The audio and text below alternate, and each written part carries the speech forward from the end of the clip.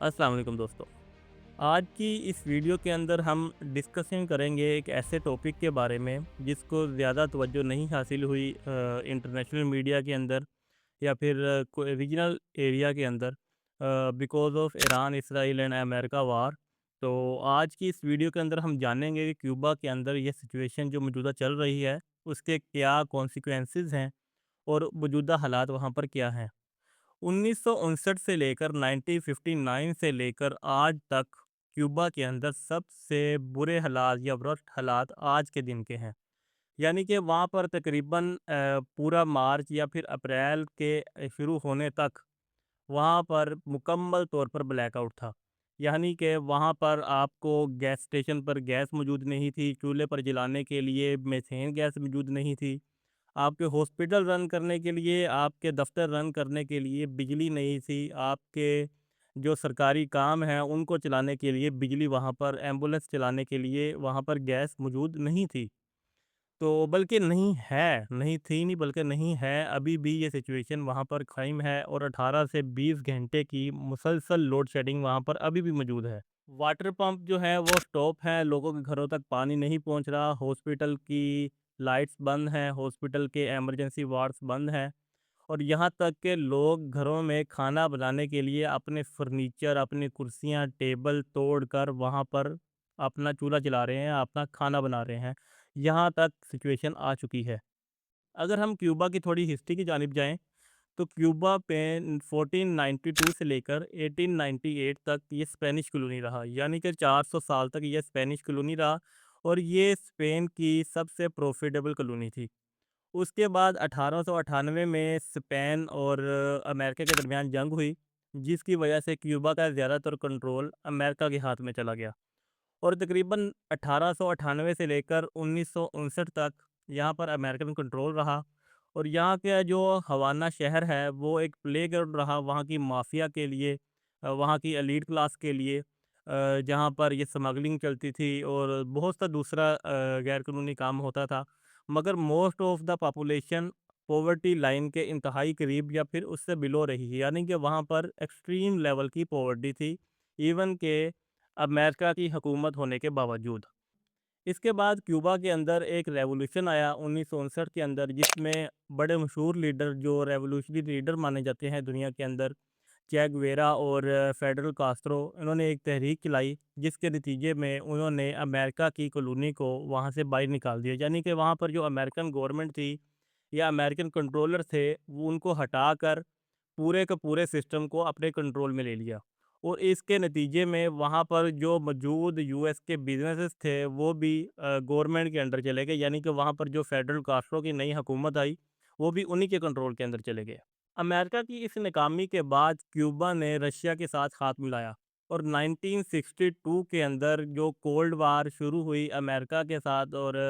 America और Russia के साथ, इसके अंदर क्यूबा जो है वो मुकम्मल तौर पर रशिया के ऊपर इन्हिसार करने लगा। In the response of Russia जो है वो उस वक़्त की बाकायदा सुपर पावर थी, तो उसने क्यूबा को इकोनॉमिकली तौर पर उसके जो इंफ्रास्ट्रक्चर के अंदर मुकम्मल सब्सिडीज़ दी, उनको इकोनॉमिकली पैकेजेस दिए और उनको मुकम्मल तौर पर सपोर्ट देकर रखी,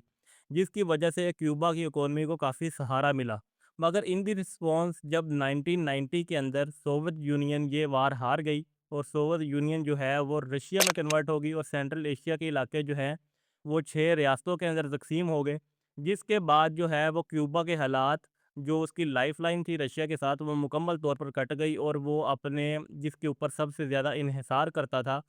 वो उस रोड से, उस मैप से, उस इकोनॉमी के सेंटर से कट गया। इस सिचुएशन के बाद जब रूस जो है वो इस काबिल नहीं रहा कि वो वेस्ट के अंदर बैठे हुए अपने एक अलाय को सहारा दे सके, तो क्यूबा ने एक नया रास्ता ढूँढा। जो उसकी सबसे बड़ी प्रॉब्लम थी, जो उसका सबसे बड़ा पावर का इश्यू था, वो उसने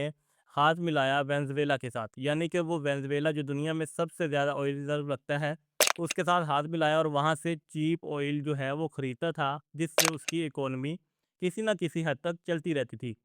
मगर हुआ ये कि जो मार्च के अंदर कू हुआ, सॉरी, जनवरी के अंदर जो कू हुआ वेनेज़ुएला के अंदर, जिसके नतीजे में वेनेज़ुएला के प्रेसिडेंट मडूरो जो है वो अमेरिका की तरफ से अगवा कर लिए गए, बाकायदा तौर पर अगवा किए गए तो इसके नतीजे में जो है वेनेज़ुएला का गवर्नमेंट कंट्रोल जो है वो अमेरिका के हाथ के अंदर चला गया। और वेनेज़ुएला ने जो है वो क्यूबा का ऑयल मुकम्मल तौर पर बंद कर दिया। और बल्कि यही नहीं, जहाँ से उसका 60% तेल आता था क्यूबा का, जहाँ उसकी लाइफ़लाइन थी, सिर्फ़ उस चीज़ को नहीं काटा, बल्कि उन्होंने अपना एक ऐसा लॉ जिसे वो सैंक्शंस लॉ कहते हैं, ऑर्डर नंबर 14380,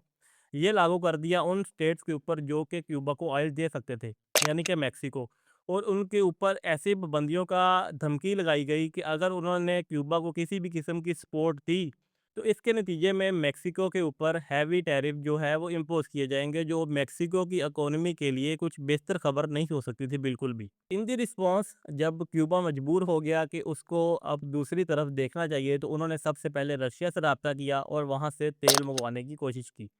इन दी रिस्पॉन्स जो है वो रशिया का एक ऑयल टैंकर एनातोली कोल्डिंक है, जो वो 31 मार्च को 7,30,000 बैरल तेल लेकर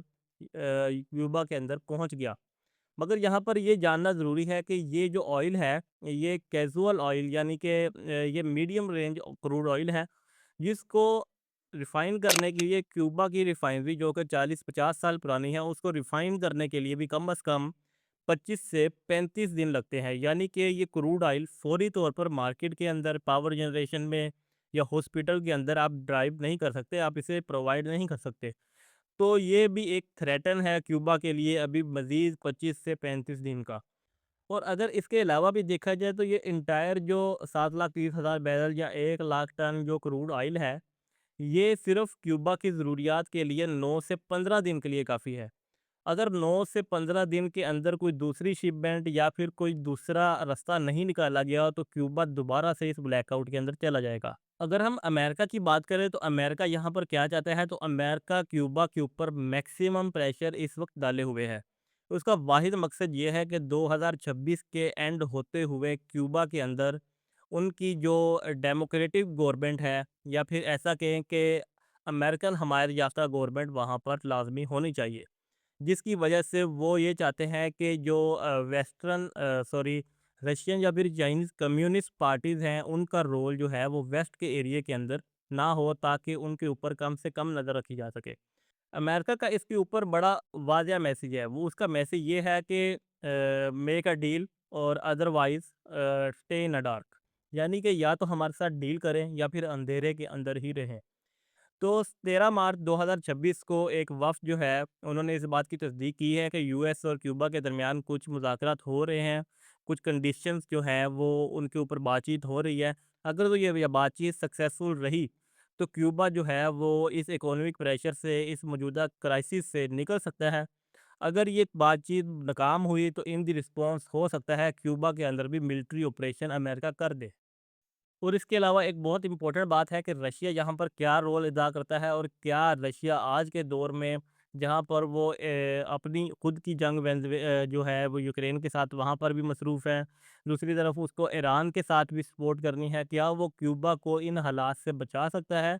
या फिर वो ये ह्यूमैनिटेरियन एड जो वहाँ तक पहुँचा रहा है, ये यहीं तक महदूद रहेगी जो आज के दिन तक हो गई, या फिर एक मज़ीद जहाज़ जो है जिसकी तैयारी की जा रही है। अब ये आने वाला वक्त बताएगा कि वहाँ पर क्या होगा और कौन सी कंडीशंस वहाँ पर लागू होंगी। Thank you so much.